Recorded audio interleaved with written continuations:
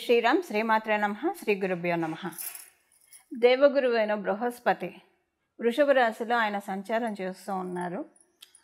ఈ 2025వ సంవత్సరం ఫిబ్రవరి 5వ తారీఖు నుంచి వక్రగతిలో ఉన్న గురు భగవానుడు సవ్యగతిలోకి వస్తున్నారు. కాలపురుషుడి కుండలిలో 2వ రాశి మరియు చంద్రభగవానుడికి పుష్కరాంశ ఆయన రాశి ఈ వృషభ రాశి. పుష్కరాంశ అంటే చంద్రభగవానుడు రోహిణి నక్షత్రం 2వ పాదంలో కనుక ఎవరి జన్మజాతకంలో అయినా ఉంటే అది శుభ పుష్కరాంశగా మనం కౌంట్ చేస్తాం. అశ్విని నక్షత్రం 1వ పాదము, రోహిణి నక్షత్రం 2వ పాదం, ఇలా కొన్ని నక్షత్రాలు ఉంటాయి. ఆ పాదాలను అనుసరించి అంటే 1వ పాదంలోనే పుట్టాలి. అశ్విని నక్షత్రం 1వ పాదంలో పుడితే ఏ గ్రహం అయితే ఉంటుందో అది చాలా మంచి ఫలితాలను ప్రసాదిస్తుంది. మళ్ళీ అక్కడ ఎలాంటి ఫలితాలను ప్రసాదిస్తుంది అనేది మన జన్మజాతకాన్ని బట్టి ఆధారపడి ఉంటుంది. అయితే ఈ రోహిణి నక్షత్రం 2వ పాదంలో చంద్రభగవానుడు శుభ పుష్కరాంశ అని మనకి జ్యోతిష శాస్త్రం చెప్తుంది. ఈ వృషభ రాశిలో గురు భగవానుడు వక్రగతి నుంచి బయటకు వస్తున్నాడు. వక్రగతిలో నుంచి ఆయన బయటకు వచ్చినప్పుడు ద్వాదశ రాశుల వాళ్ళకి ఎలాంటి ఫలితాలను ఆయన ప్రసాదిస్తున్నాడు. అందున కాలపురుషుడు కుండలిలో 2వ రాశి ఆయన వృషభ రాశి, శుక్రాచార్యుల వారి రాశి. మనకు వచ్చే రిసోర్సెస్ అన్నీ కూడా అదే సూచిస్తుంది, వృషభ రాశి సూచిస్తుంది, ఎక్కువగా సూచిస్తుంది. మిగతా హౌసెస్ కూడా మనం చూడాలి, but major primary డిటర్మెంట్ house 2nd house అని మనం చెప్తాం. అయితే గురు భగవానుడు జీవకారకుడు కాబట్టి ఇప్పుడు ఇన్నాళ్ళు ఆయన వక్రగతిలో ఉన్నాడు. ఇప్పుడు సవ్యగతిలో వస్తూ ఏ విషయాలకి ఆయన జీవాన్ని పోస్తూ ఉన్నాడు, ఏ విషయాలకి ఆయన జీవాన్ని పోస్తూ ముందుకు నడిపిస్తూ ఉన్నాడు అన్న విషయాన్ని మనం ఇప్పుడు ద్వాదశ రాశుల వారికి కూడా విడివిడిగా మనం చూద్దాము. గోచారంలో చాలా అనేక శుభాంశాలు ముందు చోటు చేసుకోబోతూ ఉన్నాయి. అవన్నీ కూడా నేను రాబోయే వీడియోలో తెలియజేస్తాను. రాబోయే రోజుల్లో తొందరలోనే పోస్ట్ చేస్తాను అవన్నీ. ఇప్పుడు ఈ సమయంలో కాలపురుషుడు కుండలిలో ప్రత్యేకమైన యోగం ఏంటంటే శనైశ్వరుడు కుంభరాశిలో సంచారం చేస్తున్న సమయంలో గురు భగవానుడు వృషభ రాశిలో సంచారం చేయడము. అంటే దీనికి విశేషం ఏంటి అంటే శనైశ్వరుడు శశమహాపురుష యోగాన్ని ఇస్తూ ఉన్నాడు కుంభరాశిలో ఉంటూ. అంటే కాలపురుషుడు కుండలిలో నుంచి కదా స్వస్థానంలో ఉంటే కొన్ని రాశుల వాళ్ళకి శశమహాపురుష యోగం అప్లికేబిలిటీ ఉంటుంది. అయితే ఇదే సమయంలో ఎప్పుడైనా ఏదైనా మనకు ఏ గ్రహమైనా యోగాన్ని ఇవ్వాలంటే ఎప్పుడైనా ఇమీడియట్గా అడ్డుపడే గ్రహము శనీశ్వరుడు, కర్మకారకుడైన శనీశ్వరుడు. వీళ్ళకి పూర్తిగా మంచి కర్మ లేదు, ఎందుకు ఇస్తున్నావు అని ఆయన క్వశ్చన్ చేస్తారు. అప్పుడు ఏం చేస్తారంటే మనకు ఒకవేళ బాగా ఉంటే కనుక ఆయన ఎక్కువ వరాలను ఇచ్చేస్తారు.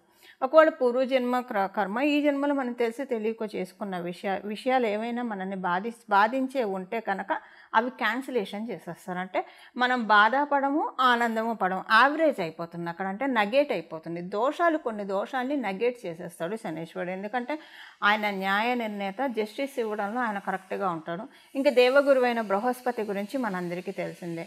ఆయన ఎప్పుడైనా సరే మనల్ని సేవ్ చేయాలని చూస్తాడు, మనల్ని ధర్మ మార్గంలో పెట్టాలని చూస్తాడు. సర్వదా మనల్ని ధర్మ మార్గంలో ఉంచి మంచి ఐడియాలజీ ఉంచి అందరితోటి మనకి మంచి సత్సంబంధాలు ఉంచి మనల్ని ఎప్పుడూ కూడా ఒక చక్కగా అంటే ఇలాగా ఎప్పుడు పరిరక్షించాలని చెప్పి ఆయన మనల్ని చూస్తూ ఉంటాడు. అయితే వృషభ రాశి పూర్తిగా అనుకూలం కాదు గురు భగవానుడికి. ఆయన సవ్యగతిలో ఉన్న ఫలితాలు 12 రాశుల వాళ్ళకి ఎలాంటి ఇంపాక్ట్ ఉంటుంది అన్న విషయాన్ని మనం ఇప్పుడు చూద్దాం. ఇప్పుడు వృశ్చిక రాశి వాళ్ళకి మీకు 7వ స్థానంలో ఉన్నాడు, ద్వితీయ పంచమాధిపతి అయ్యాడు.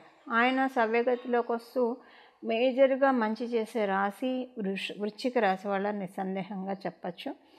వృశ్చిక రాశి వాళ్ళకి చాలా మంచి ఫలితాలు వస్తాయి. మీ జన్మజాతకం కనుక సహకారంగా ఉంటే ఇది ఇంకా చాలా మంచి ఫలితాలు వస్తాయి. ఉదాహరణకి మీ జన్మజాతకం ఇప్పుడు సహకారంగా లేకపోయినా బాగోలేదు అన్న మాట చూడకుండా గోచారంలో ఉన్న గురు భగవానుడు మిమ్మల్ని కొంత యావరేజ్గా అయితే అంటే బాగోలేదు అన్నది ముందు అయితే అదే తీసేస్తాడు. కొంత మీకు బ్లెస్సింగ్, కొంత మీకు ఆశీర్వాదాన్ని కూడా అందజేస్తున్నాడు. అంటే ఏదో ఒక మంచి విషయాలు మీరు వింటారు. రికగ్నైజేషన్ చాలా బాగా ఉంటుంది. మీ వాక్కుకి విలువ బాగా పెరుగుతుంది. బిజినెస్ చేసే వాళ్ళకి చాలా మంచి శుభ సమయం ఇప్పుడు. రియల్ ఎస్టేట్ కావచ్చు, మీరు ఏ బిజినెస్ చేస్తూ ఉన్నా సరే చాలా మంచి వ్యాపారస్తులకి చాలా మంచి శుభ సమయము. మంచి ఆలోచనలు వస్తాయి. ఈ ఆలోచనలో ఏంటంటే మీరు కొన్ని అంటే ఏది మీరు క్లారిటీ బాగా ఉంటుంది, ఐడియాలజీ చాలా బాగా ఉంటుంది, క్లారిటీ మీకు చాలా చక్కగా ఉంటుంది.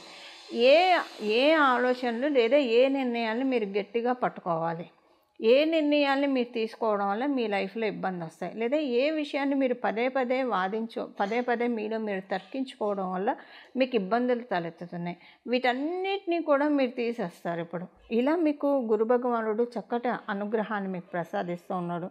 ఇప్పుడు మీ జన్మజాతకంలో పూర్వపుణ్యం యాక్టివేట్ అవుతోంది. సో ఇది చాలా మంచి శుభ సమయము వృశ్చిక రాశిలో పుట్టిన వాళ్ళకి. గురు భగవానుడు సవ్యగతిలోకి వచ్చినప్పుడు ఇచ్చే ఫలితాన్ని ఇప్పటిదాకా మనం చూసాము.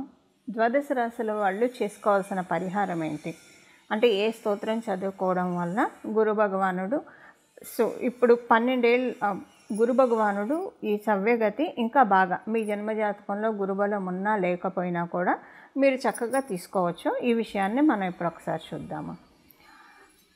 ఇది మనకి స్వామి గురు భగవానుడు అంటేనే గురుమూర్తి, మనందరికీ తెలుసు. ఆయన ఉన్నది శుక్ర రాశిలో కాబట్టి అమ్మవారిని మనం ఆరాధించాలి. అమ్మవారిని గురుమూర్తి రూపంలో ఆరాధించాలి. ఆ నామాలు ఏంటి ఇప్పుడు మనం చూద్దాం. అంటే అమ్మవారిని గురు రూపంలో మనం ఆరాధించాలి. ఇప్పుడు శుక్ర భగవానుడు అంటేనే అమ్మవారు. అందువల్ల మనకి జన్మజాతకంలో శుక్ర భగవానుడు ఎక్కడైతే ఉంటాడో అక్కడ సీతమ్మవారు కూర్చుందనో, శ్రీ మహాలక్ష్మి అమ్మవారు కూర్చుందనో మన పెద్దలు అంటే జ్యోతిష శాస్త్రాన్ని బాగా కాచి వడపోసిన పెద్దల దగ్గర మనం నేర్చుకుంటే కనుక వాళ్ళు మనకు అలానే టీచ్ చేస్తారు. ఇక్కడ శుక్ర భగవానుడు అని వాళ్ళు చెప్పరు, ఇక్కడ సీతమ్మవారు కూర్చుంది, ఇక్కడ శ్రీ మహాలక్ష్మి అమ్మవారు కూర్చుంది ఈ చార్ట్లో అంటే ఈ ప్లేస్లో అని చెప్తారు. అలాగే 12వ స్థానానికి వచ్చేసరికి వాళ్ళు ఏం చెప్తారంటే 12వ స్థానం అంటే సహజంగా లాసెస్, వ్యయము, ఖర్చు ఇలా రకరకాలుగా ఉంటాయి. అందులో కూడా చాలా మంచి విషయాలు ఉంటాయి. గిఫ్ట్ డీడ్స్ ఉంటాయి 12వ స్థానం నుంచి గిఫ్ట్ డీడ్స్. ఇప్పుడు ఎందుకు నేను 12వ స్థానాన్ని ప్రత్యేకంగా తీసుకున్నాను అన్న అంశాన్ని నేను మీకు చెప్తాను. 12వ స్థానం గిఫ్ట్ డీడ్స్, అలాగే 12వ స్థానం మన ఫారెన్ ట్రావెల్స్ని సూచిస్తుంది, అలాగే ఎక్స్పోర్ట్ అండ్ ఇంపోర్ట్స్ని సూచిస్తుంది 12వ స్థానము. ఇంకా మేజర్గా మనకి అంటే జ్యోతిష శాస్త్రాన్ని ఎవరైతే అమ్మవారి ఉపాసన అంటే బాగా తపస్సులాగా తీసుకుంటారో వాళ్ళు ప్రతి ఒక్క హౌస్ను కూడా బ్యూటిఫుల్గా చూస్తారు. సో వాళ్ళు ఏం చెప్తారంటే పెద్దలు ఇప్పుడు అంటే నేను చెప్పేది చాలా కాలం క్రితం పెద్దలు మనకి ఎలా చెప్తారంటే మనకి టీచ్ చేసేది వాళ్ళు ఎలా చేస్తారంటే బాగా వయోవృద్ధుల దగ్గర మనం నేర్చుకుంటే వాళ్ళు టీచ్ చేసే పద్ధతి ఎలా ఉంటుందంటే 12వ స్థానం అంటే అమ్మ ఒడి అని చెప్తుంది. ఎప్పుడైనా సరే ఒక పసిబిడ్డడు తల్లి ఒడిలోనే ప్రశాంతంగా పడుకుంటారు. తల్లి ఒడి అంటే ఏంటంటే మన అమ్మ ఒడి కావచ్చు లేదా జగన్మాత యొక్క ఒడి, తల్లి ఒడి. ఇప్పుడు ఇది ఎంత ఎందుకు చెప్తున్నానంటే మనకి కాలపురుషుడు కుండలిలో 12వ స్థానానికి అధిపతి గురు భగవానుడు. 12వ స్థానానికి అధిపతి గురు భగవానుడు. ఇన్ని విశేషాంశాలు కూడుకున్న గురు భగవానుడు మనం ఇప్పుడు ఈ నామాన్ని జపించడం వల్ల అమ్మవారికి సంబంధించిన ఇప్పుడు మనం తెలుసుకోబోయే ఈ నామాన్ని జపించడం వల్ల అంటే గురు భగవానుడిని మనం అమ్మవారు గురు రూపంలో వస్తే ఎలా ఆరాధిస్తామో అలా ఆరాధించడం వల్ల ఇందులో ఒకటి మనం సరస్వతి అమ్మవారి పూజ చేసుకోవచ్చు ప్రతిరోజు, లేదా గాయత్రి అమ్మవారి మగవాళ్ళైతే గాయత్రి మంత్రాన్ని జపించడం కావచ్చు, లేదా అష్టోత్తర శతనామావళి గాయత్రి అమ్మవారి అష్టోత్తర శతనామావళి చదవడం, లేదంటే ఇప్పుడు మనం తెలుసుకోబోయే ఈ నామాన్ని జపించడం వల్ల దీనివల్ల ఏమవుతుందంటే మనకి వ్యయస్థానం కనుక ఇప్పుడు మనకు ఒక మంచి అవకాశము. అంటే వ్యయస్థానం అంటే మీనరాశి కాలపురుషుడు కుండలిలో నేను చెప్పేది వ్యయస్థానం కాలపురుషుడు కుండలిలో మీనరాశి. ఎవరి జన్మ జాతకంలో వ్యయస్థానం బాగోలేదు కాలపురుషుడు కుండలిలో నుంచి, అలాగే వాళ్ళది కూడా ఇప్పుడు మనం చేసే ఈ నామాల వల్ల 2 సెట్ అయిపోతాయి. ఇప్పుడు సపోజ్ కాలపురుషుడు కుండలిలోంచి వ్యయస్థానం మేషరాశి వాళ్ళకి మీనరాశి 12వ స్థానం అవుతుంది, వృషభ రాశి వాళ్ళకి అదే వ్యయస్థానము లాభస్థానం అవుతుంది, మిథున రాశి వారికి అదే వ్యయస్థానము వాళ్ళకి దశమ స్థానం అవుతుంది, కర్కాటక రాశి వాళ్ళకి 9వ స్థానం అవుతుంది. సో అంటే దీనివల్ల ఏమవుతుందంటే వాళ్ళకి మీనరాశి ఏ పోర్ట్ఫోలియో వచ్చిందో ద్వాదశ భావాల్లో ఏ భావంలో కనుక అది సూచిస్తూ ఉంటే ఆ భావాన్ని మనం కరెక్ట్ చేసుకున్న వాళ్ళం అవుతాం. దానికే ఇప్పుడు మనం తెలుసుకోబోయే ఈ నామాలు చక్కటి ఫలితాలను ఇస్తాయి. ఒకవేళ బ్యాడ్ ఇంపాక్ట్స్ ఇస్తూ ఉంటే బ్యాడ్ ఇంపాక్ట్స్ని మనం తీసేస్తున్నాయి. అండ్ 12వ స్థానం మోక్షస్థానం అని చెప్తుంది జ్యోతిష శాస్త్రం. మోక్షస్థానం అంటే ఏంటంటే ఇప్పుడు మోక్షం అంటే ఒకటే మోక్షం అని కాదు, మనకున్న కష్టాల నుంచి కూడా మనకి మోక్షం కలగాలి, మనకున్న బాధల నుంచి కూడా మనకి మోక్షం కలగాలి. అది కలిగినా కూడా మనం లిబరేట్ చేస్తుంది. 12th హౌస్ మనల్ని లిటరల్గా లిబరేట్ చేస్తుంది మన చుట్టూ ఉన్న బ్యాడ్ సిచ్యువేషన్స్ నుంచి. సో ఇప్పుడు మన చుట్టూ ఉన్న బ్యాడ్ సిచ్యువేషన్స్ ఒకవేళ ఉంటే కనుక వాటి నుంచి మనం లిబరేట్ చేసుకోవడానికి, అలాగే 12వ స్థానాన్ని బలపరుచుకోవడానికి, కాలపురుషుడు కుండలిలో 12వ స్థానాన్ని అది గురు భగవానుడి స్థానం కాబట్టి దాన్ని బలపరుచుకోవడానికి ఇది చక్కటి అవకాశం, ఒక సువర్ణ అవకాశం, ఒక మహత్తర అవకాశము. అది ఎలానే ఇప్పుడు మనం చూద్దాము. ఇప్పుడు మనం మంత్రం చూద్దాము. అమ్మవారిని ఆ గురు రూపంలో ప్రార్థించాలంటే ఏ మంత్రం అయితే మనకి సత్వరమైన ఫలితాలు వస్తాయో అది మనం చూద్దాము. వాగ్దేవ్యే నమః హంసాసనాయే నమః. వాగ్దేవ్యే నమః హంసాసనాయే నమః. వాగ్దేవ్యే నమః హంసాసనాయే నమః. ఈ నామం జపించడం వల్ల ప్రతిరోజు 108 సార్లు, 21 సార్లు లేదా 108 సార్లు ప్రతిరోజు ఈ నామాన్ని జపించడం వల్ల మనకి ఇప్పుడు ప్రస్తుతం గోచారంలో గురు భగవానుడు ఉన్న సవ్యగతి మన కుండలిలో మన జన్మజాతకంలో ధనుసు రాశిని, మీన రాశిని కూడా చక్కగా క్యూర్ చేస్తుంది. ఇది ఒక ట్రీట్మెంట్ లాగా కూడా మనం భావించవచ్చు. అంటే ఏదన్నా ఇబ్బందులు ఉంటే, ఆ రాశులకు సంబంధించిన ఇబ్బందులు ఉంటే వాటన్నిటినీ కూడా తీసి ఆ దోషాలన్నీ కూడా చాలా నివృత్తి చేయబడతాయి. అలాగే యోగాలు ఉంటాయి, కొన్నిసార్లు యోగాలు ఇనాక్టివ్ స్టేట్లో ఉంటాయి.